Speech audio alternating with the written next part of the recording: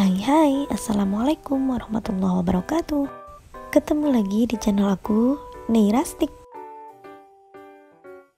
Sebelumnya aku mau ucapin terima kasih kepada teman-teman yang udah klik video ini. Semoga bagi kita yang ingin memperbaiki keuangan selalu dimudahkan urusannya oleh Allah, amin.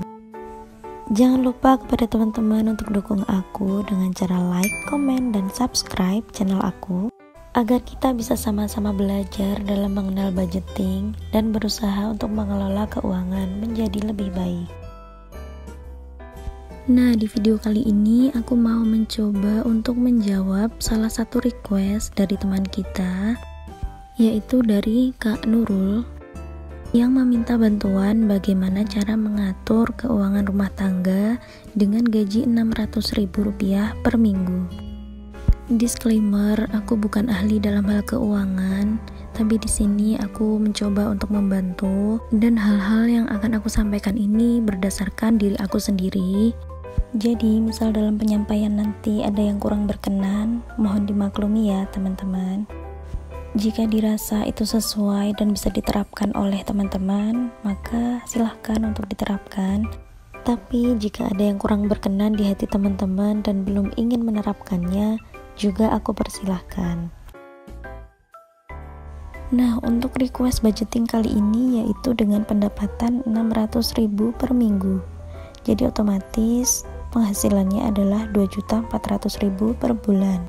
Dengan rincian kebutuhan seperti ini. Di pesan ini udah tercantum beberapa nominal dari kebutuhan-kebutuhan pokok. Jadi langsung aja aku tulis beberapa kebutuhan pokok yang udah diketahui nominalnya. Di pesan ini nominal yang tercantum adalah tertera untuk 1 bulan. Jadi budgeting kali ini aku buat untuk rekap 1 bulan. Nah, sambil aku nulis kebutuhan pokok yang udah diketahui, aku mau disclaimer lagi teman-teman. Pada dasarnya budgeting itu menyesuaikan dengan kondisi kita masing-masing. Mulai dari pendapatan, kemudian pengeluaran, bahkan tempat tinggal kita pun sangat berpengaruh terhadap budgeting yang kita buat. Jadi budgeting yang aku buat belum tentu bisa diterapkan juga di tempat teman-teman. Misalkan aku yang tinggal di kota kecil dengan pendapatan sekian udah merasa cukup, belum tentu cukup juga di tempat kalian, terutama bagi yang berada di kota-kota besar. Jadi memang harus disesuaikan dengan kondisi dan lingkungan masing-masing. Dan yang namanya budgeting itu nggak bisa instan, try and error itu udah hal yang biasa. Kita harus banyak belajar bahkan dari penerapan budgeting itu sendiri. Nah, dari data yang aku peroleh dari Kak Nurul, di sini tertera beberapa kebutuhan pokok yang udah disampaikan oleh Kak Nurul ke aku. Ada kebutuhan listrik sebanyak Rp150.000 per bulan, SPP anak Rp20.000 per bulan, beras Rp270.000 per bulan, Pampers itu Rp50.000 per 2 minggu, jadi otomatis menghabiskan Rp100.000 per bulan. Dan yang terakhir ada kebutuhan arisan mingguan, ini Rp90.000 per minggu, jadi menghabiskan sebanyak Rp360.000 per bulan. Aku rasa ini sih ya yang paling menguras kantong. Dari kebutuhan pokok tersebut aku jumlah, yaitu ketemu jumlahnya Rp900.000. Kemudian dikurangi dari income keseluruhan Rp2.400.000, jadi sisa anggarannya adalah Rp1.500.000. Otomatis anggaran Rp1.500.000 ini harus cukup untuk memenuhi kebutuhan selain kebutuhan pokok. Kebutuhan lain di luar kebutuhan pokok juga harus kita perhatikan, yakni disesuaikan dengan kebutuhan kita masing-masing. Kebutuhan seseorang yang masih single tentu sangat berbeda dengan kebutuhan orang yang sudah berumah tangga.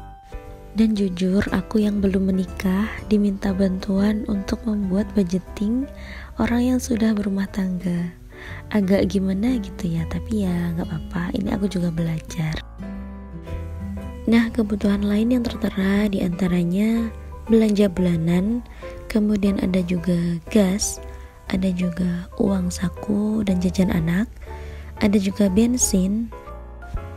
Kebutuhan bensin di sini aku pakai budget motor ya teman-teman, karena di notes-nya tidak ada keterangan motor atau mobil. Di sini aku juga mencoba membuat anggaran yang sewajarnya, yang sekiranya cukup untuk kebutuhan sehari-hari. Untuk anggaran belanja bulanan aku buat Rp500.000 per bulan. Di sini bagi aku cukup banget. Semoga cukup juga untuk kebutuhan Kak Nurul. Kemudian ada gas 50.000 per bulan. Ada juga uang saku dan jajan anak. Itu aku anggarkan Rp300.000 per bulan. Untuk kebutuhan bensin motor ini juga aku anggarkan Rp300.000 per bulan. Nah, total kebutuhan lain-lain ini selain kebutuhan pokok adalah Rp1.150.000.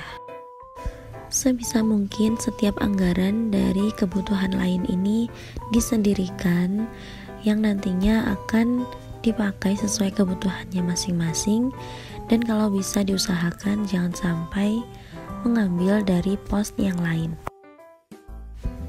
Dari jumlah kebutuhan pokok dan kebutuhan lain masih ada sisa Rp350.000.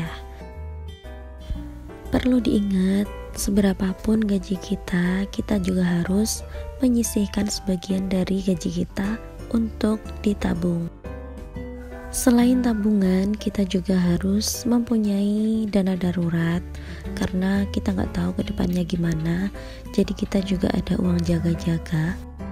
Misal nanti ada kondangan mendadak atau ada kebutuhan yang nggak terduga, kita masih ada simpanan uang.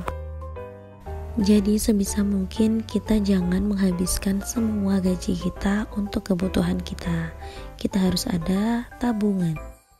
Poin penting yang lain adalah pegangan. Di sini bertujuan untuk uang jaga-jaga juga, tapi untuk kebutuhan kita. Jangan sampai kita mengambil dana darurat dan tabungan terlebih dahulu. Kemudian poin penting yang sering terlupakan adalah sedekah. Untuk nominal sedekah ini fleksibel, nggak harus sama. Yang penting kita ikhlas untuk bersedekah. Nah, dari budgeting yang coba aku buat, di sini udah tertera nominalnya. Total semua adalah Rp2.400.000. Ini adalah budget selama 1 bulan. Kalau ingin budget selama 1 minggu atau mingguan, bisa dibagi 4 setiap itemnya.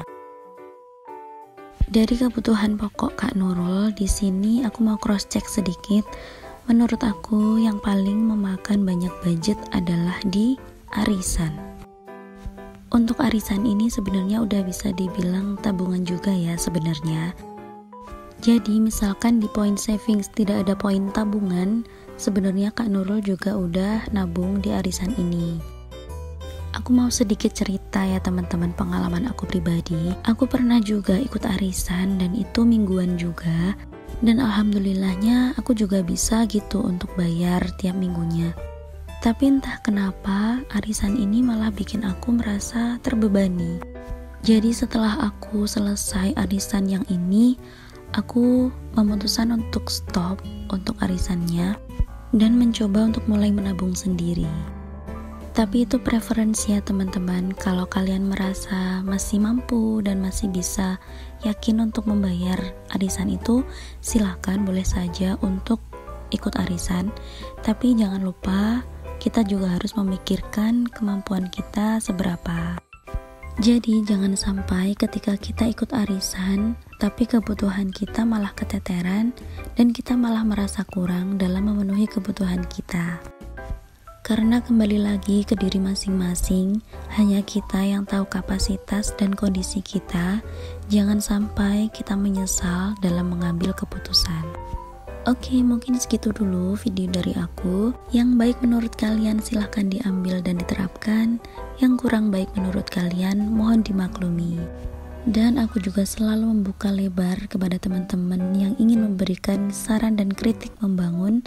Silahkan tinggalkan pesan di kolom komentar. See you on the next video. Wassalamualaikum warahmatullahi wabarakatuh.